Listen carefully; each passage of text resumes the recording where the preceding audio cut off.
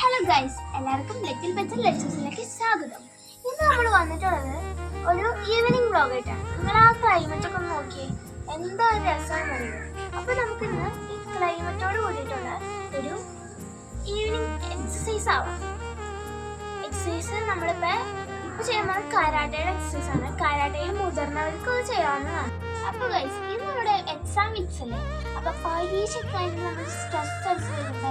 ഈ ഒരു എക്സസൈസ് നമ്മൾ ചെയ്തിട്ടുണ്ടെങ്കിലുണ്ടല്ലോ, നമുക്ക് സ്ട്രെസ് ഒക്കെ മാറി നല്ല റിലാക്സ് വരും. ഇതിപ്പോൾ രാവിലെയാണ് ഇപ്പോൾ ചെയ്യുന്നതെന്നുണ്ടെങ്കിൽ നമുക്ക് പഠിച്ചൊക്കെ ഓർമ്മിച്ചെടുക്കാനും അങ്ങനെ പഠിക്കുമ്പോൾ എല്ലാം മനസ്സിലാവാനും ഒക്കെ നമുക്ക് ഈ എക്സസൈസ് സഹായിക്കും. ഏതൊരു കാര്യം ചെയ്യുമ്പോഴോ ഏതെങ്കിലും ഒരു എക്സസൈസ് ചെയ്യുമ്പോഴോ നമുക്ക് ആദ്യം വേണ്ട ഒരു എക്സസൈസ് എന്ന് പറഞ്ഞൊരു സാധനമാണ് ബ്രീത്ത് ഇൻ ബ്രീത്ത് ഔട്ട്. അത് ചെയ്തിട്ട് വേണം നമുക്ക് അടുത്ത സ്റ്റേജിലേക്ക് പോകാൻ. അപ്പോൾ നമുക്ക് നല്ലൊരു വാമപ്പിലേക്ക് പോവാം. നമ്മുടെ ഫസ്റ്റ് സ്റ്റെപ്പായ ബ്രീത്ത് ഇൻ ബ്രീത്ത് ഔട്ടിലേക്ക് നമുക്ക് കിടക്കാം. അതിനെ കാലിങ്ങനെ ചമ്പലപ്പരയിട്ട് ഇരിക്കാം. അതിനുശേഷം കൈകൾ ഇങ്ങനെ സ്ട്രെയിറ്റ് ആയിട്ട് ഈ മുട്ടുകാലിനോട് ഇങ്ങനെ വയ്ക്കാം.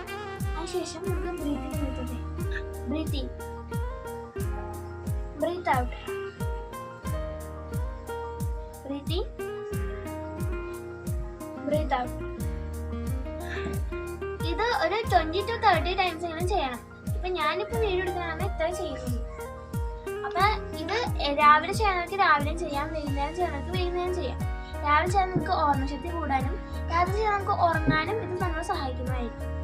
അപ്പൊ നമുക്ക് അടുത്ത സെക്കൻഡ് സ്റ്റെപ്പിലേക്ക് പോവാം. അപ്പൊ നമ്മുടെ സെക്കൻഡ് സ്റ്റെപ്പാണ് ബട്ടർഫ്ലൈ. അപ്പൊ അതെങ്ങനെ ചെയ്യാന്ന് വെച്ചാൽ നമ്മൾ ഇരിക്കുന്ന പോലെ തന്നെ ഇരിക്കാം. അങ്ങനെ വേണ്ട, കുറച്ചിങ്ങനെ കാലിങ്ങനെ എടുത്തിട്ട് ഈ കാലിൻ്റെ ഒപ്പം ഇങ്ങനെ വയ്ക്കാം.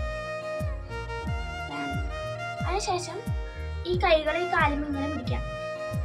അത് വിട്ടു പോരാണ്ടിരിക്കാൻ നമ്മൾ പിടിക്കുന്നതാണ്. അതിനുശേഷം ഇങ്ങനെ ബട്ടർഫ്ലൈ ചെയ്യണം. ഇങ്ങനെ താഴെ ഈ കാല് ഇങ്ങനെ താഴെ ഒന്ന് കിട്ടണം. നമുക്ക് ചെയ്ത് നോക്കാം.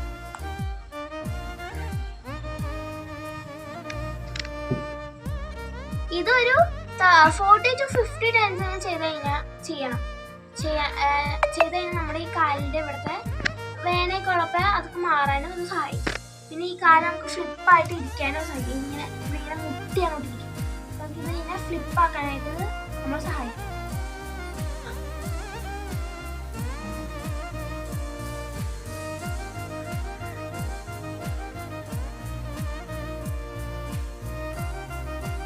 അപ്പൊ ഇപ്പൊ നമ്മുടെ തേർഡ് വാമപ്പാണ്. ഇത് നമ്മളെ എണീറ്റിരിക്കണം. ആദ്യം നമ്മൾ ചെയ്യേണ്ടത് ഈ കൈകൾ രണ്ടുപേരും ഇങ്ങനെ പിടിക്കാം, കൂട്ടിപ്പിടിക്കാം. അതായത് ഇങ്ങനെ കാണിക്കാം. ഇങ്ങനെ കാണിക്കാൻ എല്ലാവർക്കും അറിയാലോ. പക്ഷെ പൊങ്ങുന്ന സമയത്ത് ഈ കാലും കൂടി ഇങ്ങനെ പതിയെ പൊക്കാം. ഇത് രണ്ടും ഒരുമിച്ച് ചെയ്യാം. അതന്നെ ഇത് പൊങ്ങുമ്പോഴേക്കും അതും പൊങ്ങണം. നമുക്കൊരു 2 പ്രാവശ്യം 1 2 3 4. ഇതും ഒരു 30 to 50 വരെ നമുക്ക് ചെയ്യാവുന്നതാണ്. ചെയ്ത് കഴിഞ്ഞാൽ നമുക്ക് ഇതേപോലെ കാലുവേദന അങ്ങനത്തെ സാധനങ്ങളൊക്കെ മാറും.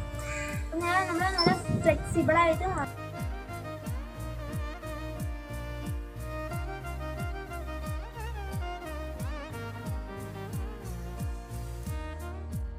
ഇത് എല്ലാവരും വീട്ടിൽ ട്രൈ ചെയ്ത് നോക്കണം. നാളത്തെ പാർട്ട് 2 ആയിട്ട് ഞാൻ നാളെ വരാം.